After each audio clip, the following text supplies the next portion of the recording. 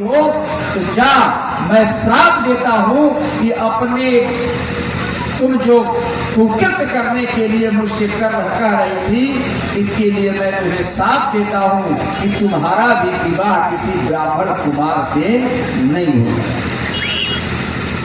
श्राप दे दिया। दोनों अपने घर ही वाले चले आए। सज्जनों, एक दिन की घटना है। ययाति नामक एक राजा है जो क्षत्रिय हैं, अपने सेना के साथ जो है कहीं निकल रहे थे। रास्ते में एक बड़ा भारी तालाब पड़ता था। बड़ा सुंदर महारमणीक जगह है। सारे राक्षसों की बेटियां, स्त्रियां सब वहां जाकर के स्नान कर रही थी और उसी स्नान के क्रम में देवयानी भी स्नान कर रही थी। देवयानी स्नान करने के समय जब देखा कि दूर से किसी राजा की सेना आ रही है, सब लोग अपना अपना वस्त्र जल्दी जल्दी पहन करके वहां से हटने लगी। इसी हड़बड़ी में देवयानी की एक मित्र थी, सखी थी, जिसका नाम है शर्मिष्ठा। शर्मिष्ठा ने गलती से देवयानी के कपड़े पहन निकल करके चल पड़ी। पीछे से देवयानी आई। अब यह सोची कि यह तो राक्षस कुल की कन्या का जो है वस्त्र है, कहा कि इसको हम नहीं पहनेंगे और चिल्लाने लगी। शर्मिष्ठा को बुलाया और उससे झगड़ा होने लगा और झगड़ते झगड़ते अब दोनों मित्र में शत्रुता में बदल गई सब चीजें। कहा कि तुमने क्यों मेरे कपड़े पहने? और सज्जनों, इसी बात विवाद में शर्मिष्ठा ने जो है उसको वहीं पर एक कुआं था, कुएं में धकेल दिया। देवयानी कुएं में गिर गई। कुएं में गिर गई।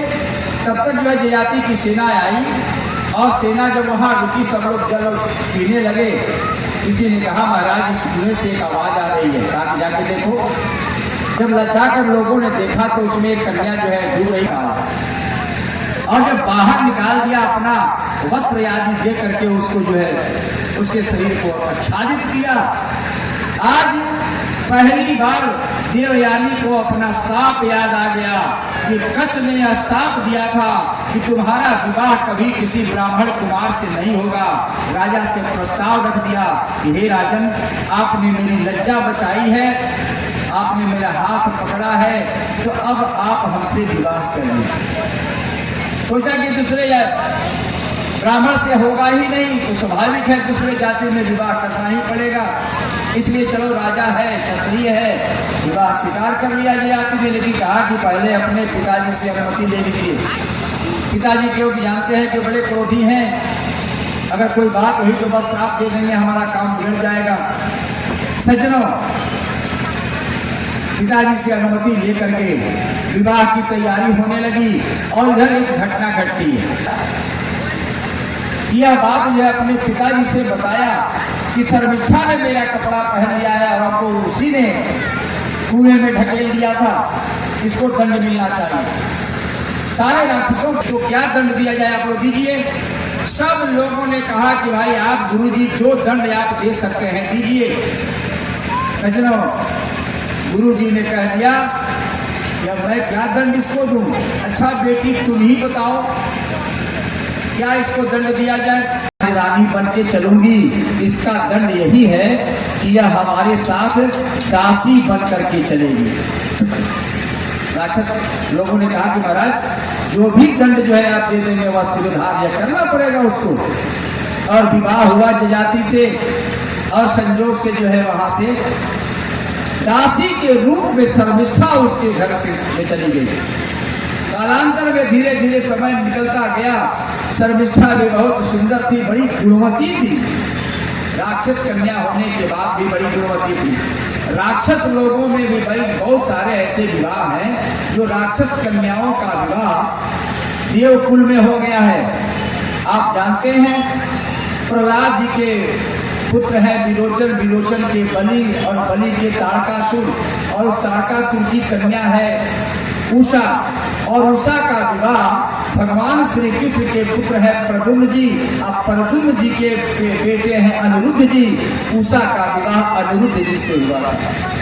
यानी भगवान श्री कृष्ण के पोते का विवाह भी प्रहलाद जी की प्रपूति से हुआ है, यानी राक्षस कुल की कन्या और भगवान का परिवार चंद्रवंश के ये लोग से जुड़ा हुआ है। इसमें कई ऐसी कथाएं हैं सज्जनों। आज संजोग ऐसा बना कि उसके बात व्यवहार उसके सारे गुणों से राजा इतना प्रसन्न हो गया कि उसको भी पत्नी के रूप में स्वीकार लिया। पत्नी के रूप में जब स्वीकारा, यह बात अच्छी नहीं लगी देवयानी को। अपने पिताजी से कहा और पिताजी ने उसको शाप दे दिया कि तुम एकदम जीर्ण शीर्ण हो जाओगे, वृद्ध हो जाओगे। अब तो बड़ा मुश्किल। सचमुच उनके श्राप से जजाति बिल्कुल जीर्ण शीर्ण हो गया। अब इसका कष्ट तो अब देवयानी को भी होने लगा।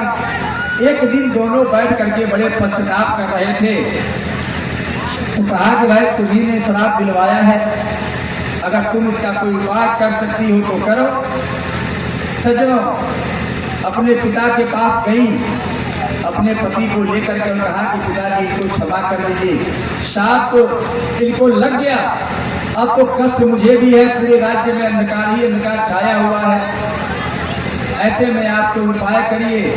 शुक्राचार्य जी ने कहा कि यह शाप तो नहीं घटेगा, ना समाप्त तो नहीं होगा, लेकिन एक आशीर्वाद मैं दे देता हूं, और वह आशीर्वाद ये रहेगा कि यदि अगर इनके बेटे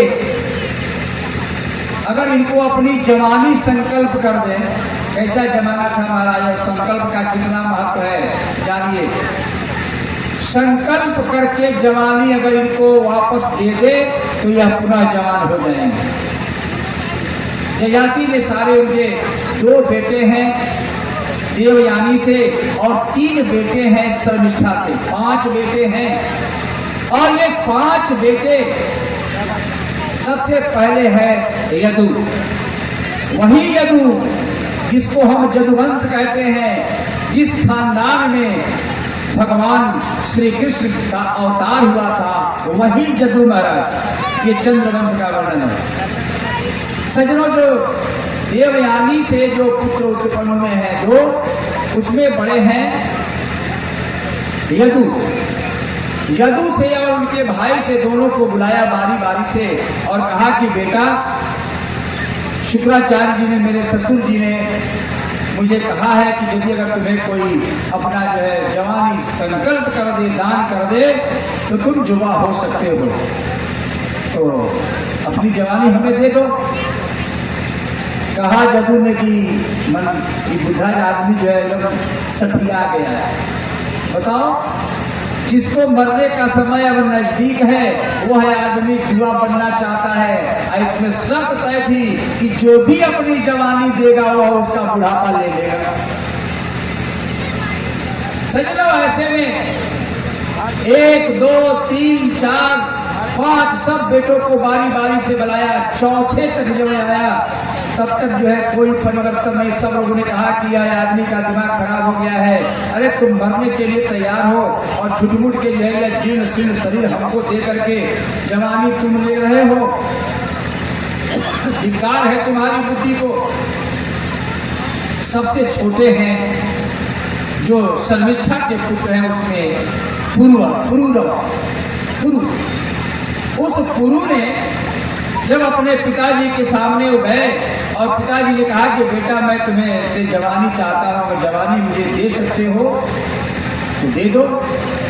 सज्जनों, यहाँ एक बहुत गंभीर और बड़े सुंदर बात हमारे वेद व्यास जी ने बताया।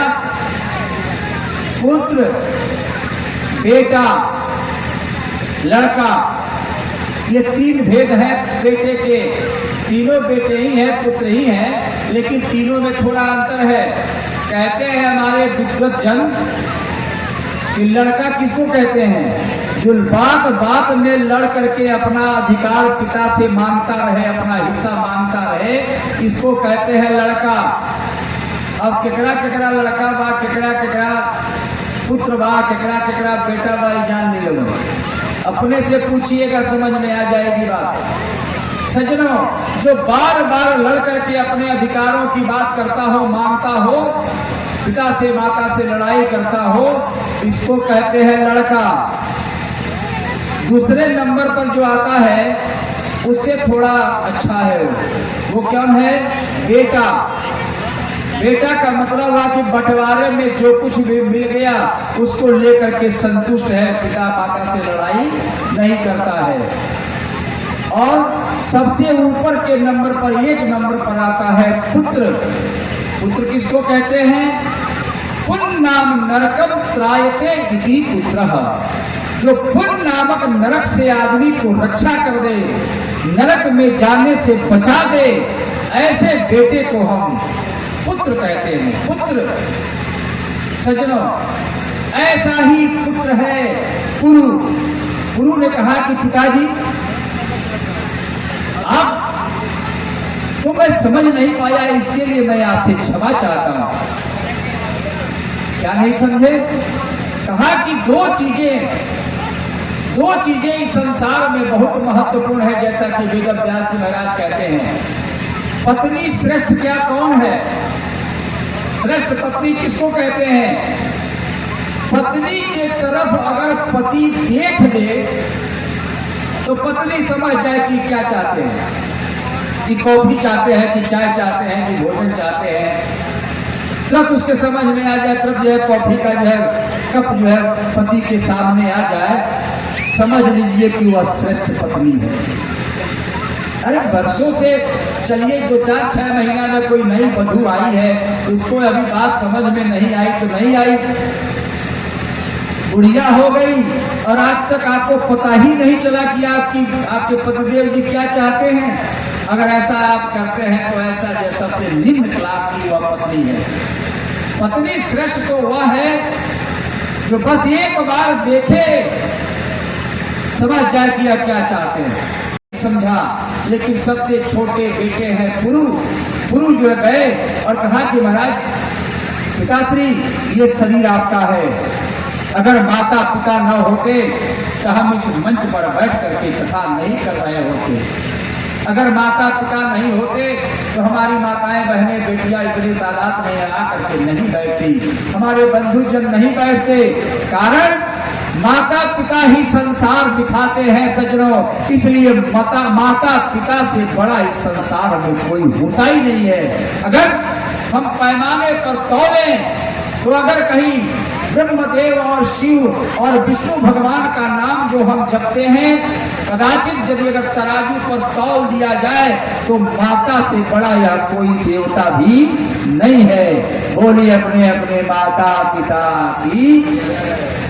माता पिता से बड़ा कोई नहीं, क्योंकि माता पिता ब्रह्मदेव क्या करते हैं? ब्रह्मदेव हमें जीवन प्रदान करते हैं, सृष्टि के बढ़ाने के क्रम में तमाम लोग उत्पन्न करते हैं।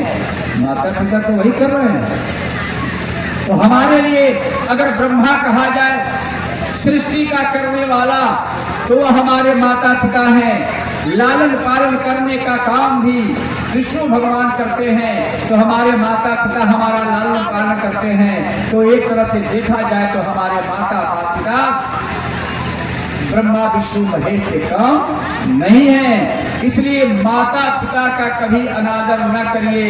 और जो लोग माता पिता का अनादर करते हैं सज्जनों, वह नरक में जाते हैं। अनंत वर्षों तक आदमी वह नरक में पड़ा रहता है। इसलिए पूजा भी करिए, प्रवचन भी सुनिए, शास्त्र का अध्ययन भी करिए, लेकिन इसका ध्यान रखिए किसी ऐसे अहंकार में और किसी ऐसे आदमी के फेरे में पड़ करके माता पिता का कभी अपमान न करिए, नहीं तो यह बड़ा जो है घसीटेगा। इसका जो है जन्म जन्म तक जो है यह चीजें जो है आपको घसीटती रहेंगी, नीचे की तरफ खींचती रहती हैं सज्जनों। गुरु ने कहा कि पिताजी ये शरीर आपका प्रदान किया हुआ है। तत्क्षण जो है उन्होंने हाथ में जल पूछा और कुछ जो है पुष्प आदि लेकर के और संकल्प कर दिया कि मैं अपनी जीवा अवस्था पिताजी आपको प्रदान करता हूं। और तत्क्षण जुआ हो गए उसके पिताजी और सारा वृद्ध अवस्था माने गुरु एकदम जुआ आदमी है, पांचों भाइयों में छोटा है, लेकिन एकदम जीर्ण शीर्ण हो गया, बुढ़ा हो गया। पिताजी जो है उसके अब स्वस्थ हैं, चारों तरफ घूमते हैं, राज काज सब देखते हैं, सारा काज होने लगा। सज्जनों, ऐसे में एक दिन जंगल में वे गए और कुछ जानवरों को देख रहे थे। एक बकरा और एक बकरी कहीं चल रहे थे और उनके कुछ लीलाओं को वह देखा। ऐसे यह बकरा पीछे पीछे दौड़ने लगा। जब उसके मालिक के पास गया तो मालिक ने इसकी बड़ी दुर्दशा की। जब उस दुर्दशा को देखा जजाति ने, उसके मन में इस जुआ का जो अपने में जुआपन था उसके प्रति घृणा हो गई। यानी तो बड़ा खराब हुआ है। देखिए सांसारिक जीवन तो बड़ा खराब है, तो नरक है। अगर इसके पीछे हम भागते हैं तो निश्चित रूप से नरकगामी ही हो जाएंगे।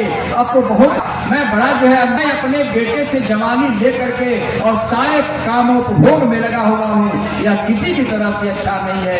आज उनको ज्ञान हो गया और लौट करके आए, अपने ही बेटे से क्षमा मांगा और कहा कि बेटा, संकल्प में कहा कि आज मैं तुम्हें तुम्हारी जवानी वापस करता हूँ। वापस कर दिया और तत्क्षण राज्य के सारे मंत्रियों को बुलाया, राज्यसभा बिठाई गई और बैठने के साथ ही तुरंत सब बच्चों को बुलाया, पुरोहित को बुलाया, मंत्री को बुलाया, सबके सामने। अब पूछे कि भाई, मैं चाहता हूं कि मैं अब वृद्ध हो गया हूं, अपने बेटों को राजकाज दे दूं। सज्जनों, मंत्री ने सलाह दिया कि बड़े बेटे हैं यदु महाराज को जो है आप राजकाज दीजिए। कहा कि नहीं। कहा कि क्यों? कहा कि इसलिए नहीं, मैं केवल जदू को ही नहीं, जदू के साथ उसके अगले जो 3 भाई हैं, 4 भाई, वहां तक मैं किसी को देने वाला नहीं है। नहीं, मेरा आदेश है कि गुरु सबसे मेरा जो है आज्ञाकारी बेटा है। और आज्ञाकारी ही नहीं, यह इतना त्यागी है कि अपनी जुआ अवस्था मुझे प्रदान कर दिया था। ऐसा राजा अगर बनेगा तो कभी प्रजा को कष्ट नहीं होगा। जो चीज अपने पिता को वह दान कर सकता है, वह प्रजा में भी दान कर सकता है और प्रजा की भलाई का काम करेगा। इसलिए मेरा उत्तराधिकारी केवल और केवल गुरु होगा। सारे लोगों के विरोध के बावजूद भी राज्य तिलक जो है गुरु का कर दिया सज्जनों, और गुरु का बल धीरे धीरे आगे बढ़ा। आइए अब जदू की तरफ निकलता हूँ। जदू को जो है घर से इन चारों को निकाल दिया। आगे क्या घटना घटती है और कैसे वह पहुंचती है, कैसे उसका संबंध जुड़ता है श्री कृष्ण वासुदेव से, यह मैं बात आपको सुनाऊं। इससे पहले आइए हम अपने तिवारी जी से